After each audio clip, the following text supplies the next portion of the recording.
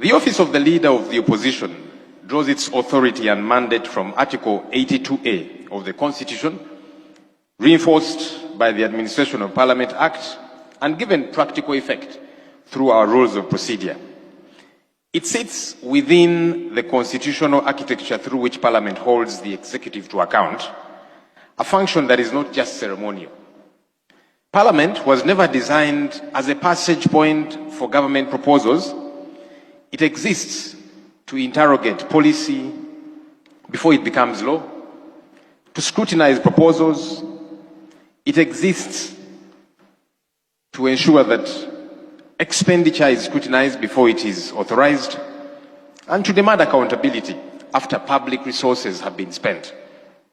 Where scrutiny is treated as obstruction, where disagreement is read as disloyalty, and where alternative ideas are dismissed as inconveniences, Parliament cannot discharge that function. Every mature democracy recognizes the opposition for precisely this reason. A strong opposition is one of the principal safeguards against the abuse of public power. Accountability is an act of fidelity to the people who elected all of us. And history will judge whether we proved worthy of that trust. The office of the Leader of the Opposition gives practical expression to these principles. It coordinates the work of the shadow cabinet, supports members through research and policy analysis, scrutinizes legislation and public expenditure, contributes to parliamentary business, and presents alternative policy proposals for consideration by the House. Equally important, the opposition chairs Parliament's accountability committees, because oversight is strongest when exercised independently of those responsible for implementing government programs. That arrangement reflects a constitutional understanding that public accountability is strengthened when scrutiny is credible, objective, and fearless. Honorable members, throughout the 11th Parliament, the Office of the Leader of the Opposition advanced parliamentary accountability through alternative policy statements, alternative budget priorities, minority reports, petitions, motions, matters of national importance, and oversight visits to public institutions and government projects, all aimed at ensuring that decisions of this, our august House, were informed by evidence, alternative perspectives, and the realities on ground, rather than by the government's account alone. Honorable colleagues, as we begin the work of the 12th Parliament, we should remain guided by a simple but profound truth. The confidence of the people in this institution will depend less on what we say or what we do. The confidence of the people in this institution will depend less on what we say than on what we do. Every law we pass, every budget we approve, and every oversight report we adopt must answer one fundamental question. Will this improve the lives of the people who entrusted us with their vote? The Constitution has entrusted Parliament with 4 cardinal responsibilities: to legislate, to represent our constituents, to appropriate public resources, and to hold the executive accountable. None of these functions is superior to the other, and none should be exercised casually. Laws shape the character of our nation. Budgets reveal our priorities. Oversight determines whether public promises become public services. When any of these responsibilities is weakened, Parliament itself is diminished. Permit me, therefore, to offer 3 reflections that I hope will guide our work during this Parliament. First, let us safeguard the independence of Parliament. The authority of this institution does not rest in its buildings, its procedures, or even its traditions.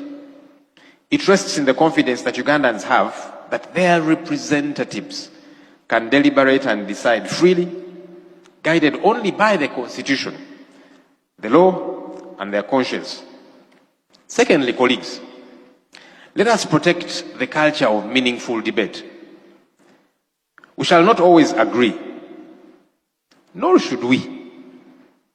Democracy was never designed to eliminate disagreement.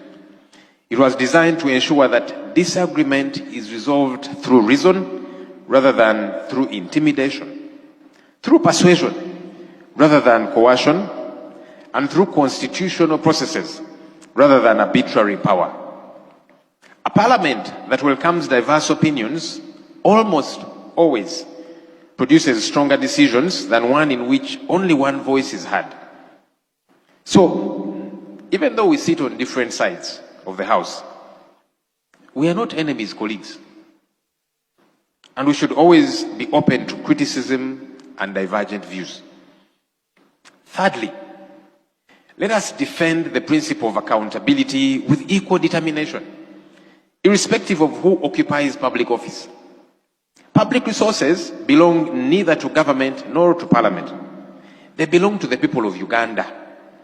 Every shilling appropriated by this House carries with it a solemn obligation to account for how it is spent. That obligation does not change with political seasons because accountability is the currency through which citizens place their trust in public institutions.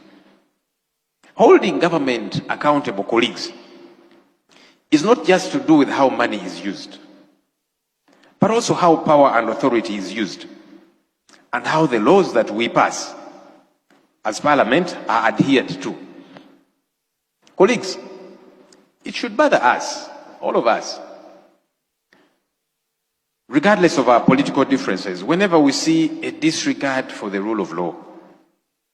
We are the ones who make these laws, we, as Parliament. So it's incumbent upon us to defend these laws.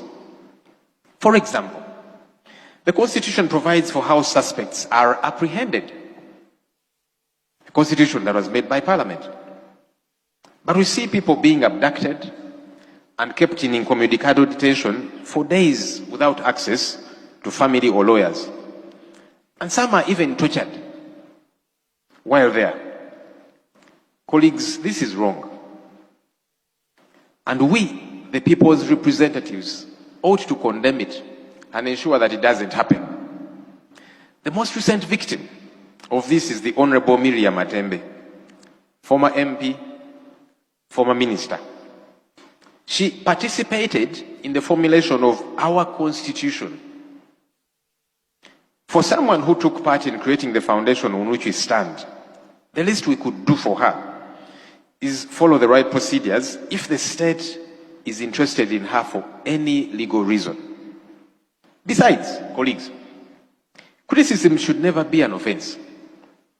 I've heard some people say that those criticizing should always do so respectfully. And I agree. However, respect should be on both sides of the coin. Both sides, at all times. Right, Honorable Speaker, you made it clear in your remarks shortly after being declared Speaker that the media should be able to operate freely. And those media houses that had been banned from accessing Parliament eventually returned. Today, we see the same media houses that belong to Nation Media Group being shut down arbitrarily because they are holding us leaders accountable. UCC, which is the regulatory body, has said it does not know the circumstances under which the closure happened, but that it will investigate. Colleague leaders, it is in the best interest of all of us to see that institutions are functional and that the rule of law is respected. May we all, regardless of our different political parties, strive to see that this happens. History has consistently demonstrated that nations are transformed, not just by visionary leaders, but by strong institutions. Governments come and go. Political parties win elections and lose them.